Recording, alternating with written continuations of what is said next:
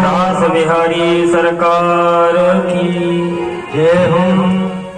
देखिए महाराज, जैसे ही भगवान ने वंशी बजाई है ना, तो वंशी की तान जब गोपियों के कान में पड़ी तो एक गोपी जो है गौ दोहन कर रही थी। तो महाराज जैसे ही वंशी की तान पड़ी कान, गोपी भूल गई अपना सुध भान, और उसने महाराज दोहिनी को पटका और दौड़ चली भगवान से मिलने के लिए। एक गोपी महाराज दूध गर्म कर रही थी, तो जैसी वंशी की तान पड़ी कान, तो गोपी दूध को चूल्हे से उतारना ही भूल गई और भगवान से मिलने के लिए दौड़ पड़ी। एक गोपी महाराज अपने शिशु को, छोटे से बच्चे को दूध पिला रही थी, और जैसे ही वंशी की तान कान में पड़ी तो उसने दूध पिलाना छोड़ करके और भगवान से मिलने के लिए भाग चली। एक गोपी अपने पति की सेवा कर रही थी, और जैसे ही वंशी की तान कान में पड़ी, सो गोपी पति की सेवा को छोड़ करके और जो है तो भगवान से मिलने के लिए चल पड़ी। एक गोपी महाराज लिम्पंत्य लीपा पोती कर रही थी। सुखदेव जी की भाषा में लीपा पोती कहते हैं, क्रीम पाउडर लगा रही थी महाराज। तो क्रीम पाउडर लगा रही थी, तो क्रीम पाउडर जैसी महाराज उसने अपने लगाया तो उसको मिलाना ही भूल गई, और बिना मिलाए ही भगवान से मिलने के लिए भाग चली। एक गोपी महाराज हलवा बना रही थी, और जैसे ही वंशी की तान कान में पड़ी तो हलवा को चूल्हे पर ही चढ़ा छोड़ करके और भगवान से मिलने के लिए भाग चली। महाराज एक गोपी काजल लगा रही थी, तो एक आंख में काजल लगाया और दूसरी आंख में लगाना ही भूल गई, और भगवान कृष्ण से मिलने की भावना से दौड़ पड़ी। तो महाराज ये भगवान की वंशी सुनने के बाद गोपियों की ये स्थिति हो गई है। और जब गोपियां आई ना, तो भगवान ने उनका और भगवान ने जब स्वागत किया कि आप लोगों का स्वागत है, तो गोपियां प्रसन्न हो गई। गोपियां कहती हैं कि चलो बुलाया तो कम से कम स्वागत तो किया। और महाराज जैसी गोपियां प्रसन्न हुई ना, तो तुरंत भगवान ने प्रश्न कर दिया। भगवान कहते कि ब्रूतागमन कारणम, आपके आने का कारण क्या है? और गोपियां सोचने लगी कि बताओ, इनके लिए हम सब कुछ छोड़ करके चले आए, और ये अब पूछ रहे हैं कि आने का कारण क्या है। भगवान कहते हैं अच्छा अच्छा गोपियों, ये शरद पूर्णिमा की रात्रि देखने के लिए आई है। गोपियों ने कहा नहीं नहीं सरकार, हमने शरद पूर्णिमा की बहुत रातें देखी, हम शरद पूर्णिमा की रात्रि को देखने नहीं आई है। तो भगवान ने कहा अच्छा अच्छा, तो अपने अपने पतियों से झगड़ा करके आई है। देवियों ध्यान रखना कि स्त्रियों के लिए पति ही उसका सर्वस्व होता है, चाहे वह कैसा हो भी हो। ये जो है माताओं के लिए बड़ी शिक्षा की बात है कि उसका पति चाहे कैसा भी हो, दुःशीलो दुर्भगो वृद्धो जड़ो रोग्य धनो पिवा, और पति स्त्रीभिर्नहातव्यो लोके वसुरभिर पातकी। कैसा भी हो महाराज, दुःशील हो, जड़ हो, निर्धन हो, वृद्ध हो, बस पापी ना हो। पापी यदि है तो भले ही छोड़ दो, बाकी कैसा भी उसका पति हो उसे छोड़ना नहीं चाहिए। और गोस्वामी तुलसीदास जी ने भी लिखा है कि वृद्ध रोग बस जड़ धन हीना और अंध बधिर क्रोधी अति दीना और ऐसे हो पति कर किए अपमाना नारी पाव जमपुर दुख नाना। इसलिए हे देवियों, अगर अपने अपने पतियों से झगड़ा करके आई हो ना तो ये ठीक नहीं किया, ये अच्छी बात नहीं है। गोपियां कहती हैं सरकार हम किसी पति से झगड़ा करके नहीं आई हैं।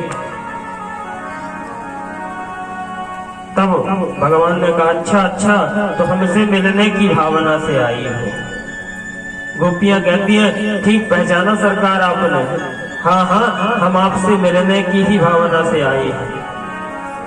भगवान कहते हैं अगर हमसे मिलने की भावना से आई हो ना तो ये तो और भी ठीक नहीं किया, क्योंकि मिलने का आनंद ना दूर से ही है। तो एक काम करो, अपने अपने घर जाओ और श्रवणा दर्शना ध्याना मई भावों कीर्तन, अपने अपने घर जाओ और मेरी कथाओं को सुनो, मेरी लीलाओं का गुणगान करो, उसी में आनंद है।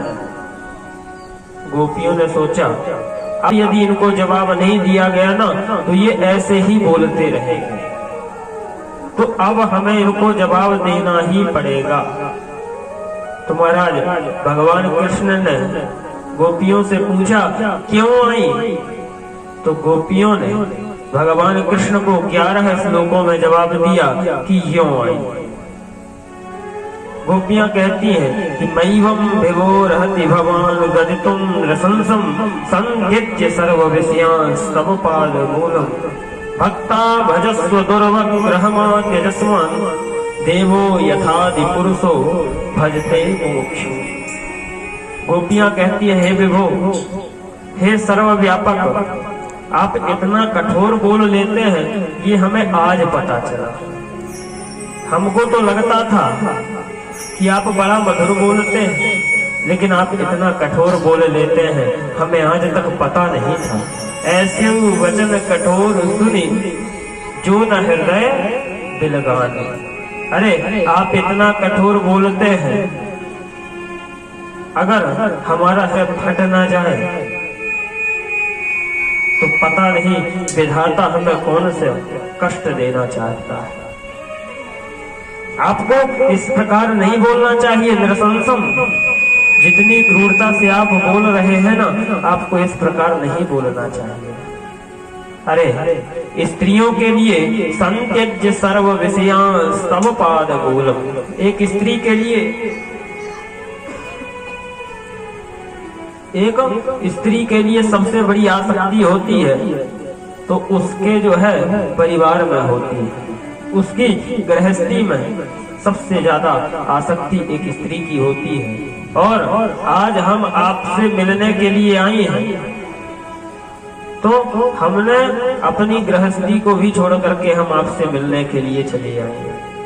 तो आपको हमसे उसी प्रकार प्रेम करना चाहिए जैसे भगवान नारायण अपने भक्तों से करते हैं। बोले भक्त वत्सल भगवान की जय। आपने कितनी हमारी आसानी से हमारे चित्त को चुरा लिया, अब आप कह रहे हैं कि घर को चले जाओ। तो सरकार पादौ पदम चलतस तव पाद मूलात्, हमारे पैर एक कदम भी घर की ओर नहीं बढ़ रहे हैं। भगवान ने कहा हम योग बल से भेज देंगे। तो गोपियां कहती हैं कि करवाम किमवा, अरे हम करेंगी क्या। तो इस प्रकार गोपियां भगवान भगवान के प्रश्नों का उत्तर दे रही हैं। और जब भगवान प्रसन्न हो गए, भगवान गोपियों से रास करने के लिए उद्यत हुए महाराज, तो गोपियों को आ गया अभिमान और भगवान हो गए अंतर ध्यान। गोपियां सोचने लगी अच्छा अच्छा,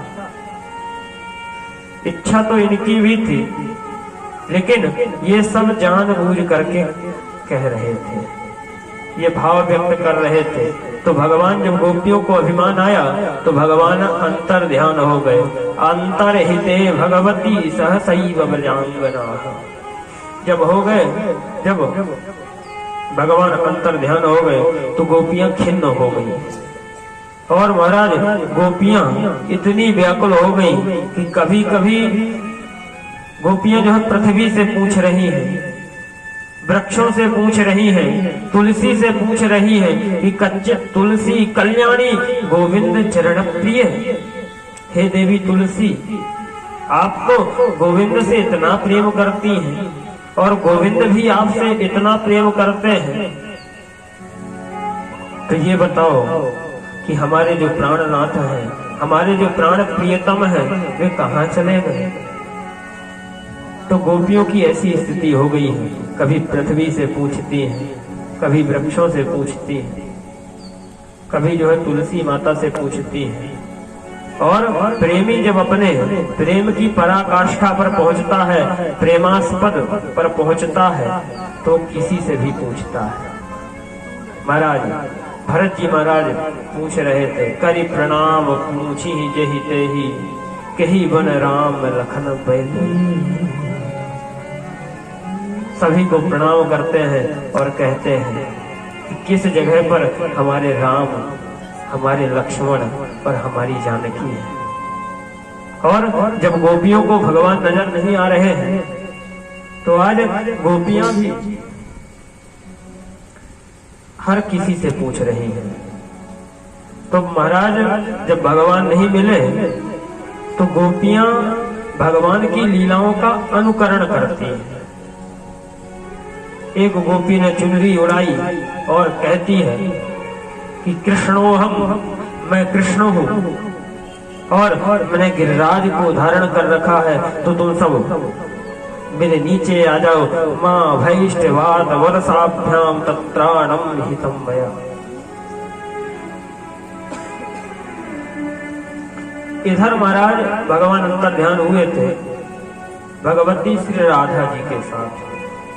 तो संत भाव देते हैं कि राधा जी के मन में भी ये भाव आ गया था कि भगवान सबसे अत्यधिक प्रेम करते हैं तो मुझसे करते हैं। और जैसे ही महाराज इस भावना का जन्म हुआ तो भगवान ने राधा जी को छोड़ दिया है। और राधा जी महाराज जैसे ही भगवान छोड़े राधा जी को, तो राधा जी तो बेहोश हो गई। और जब राधा जी बेहोश हो गई तो जितनी गोपियां थी वे सब राधा जी के पास आई, राधा जी की मूर्छा को जगाया और राधा जी के साथ जितनी भी गोपियां हैं वे सब महाराज यमुना जी के तट पर गईं